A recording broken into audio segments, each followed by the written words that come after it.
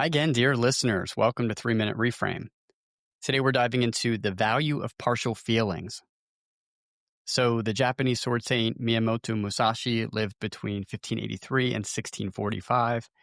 And in his final work, he wrote down what he felt were life's most essential lessons, one of which was, quote, "Do not, under any circumstances, depend on partial feeling," end quote. In the heat of a life or death sword battle, which was Musashi's world, a partial feeling, one that may cause a brief moment of pause or uncertainty, could mean death. Outside of that intense realm, I still find value in this lesson, particularly in moments demanding pure authenticity. So recently I stood before a class of 150 of my business school students after my wife and I suffered the loss of our stillborn daughter and nearly the loss of my wife as well.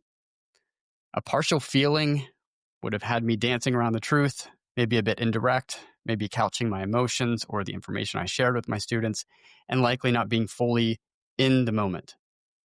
Instead, to honor myself and give my students the experience they deserved, I knew I had to let go of any hesitation and dive into the full rawness of the story. And the result was that I was able to model a kind of authentic leadership by going straight to the core of what happened. However, we humans are complex.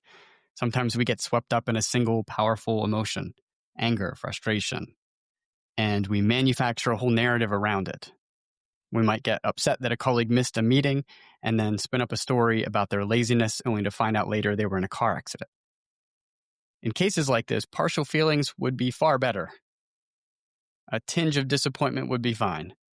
But dependence on that initial emotion, say anger, without context, is a hazard that can lead us to amplifying a false narrative. The wisdom is to recognize when a partial feeling is a useful signal to pause and gather more information, and when it's an inhibitor to fully showing up. For this week's resource, this insight comes from an interpretation of Musashi's book, The Way of Walking Alone, by Lawrence Kane and Chris Wilder. You can support a local bookstore by finding a link to buy a copy in the show notes or transcript. And finally, here's your inquiry. This week, bring to mind an area of your life where you have multiple, perhaps conflicting feelings. Is there value in holding these partial feelings, or do you need to fully commit to one to take authentic action? That's your 3-Minute Reframe, team. See you next week.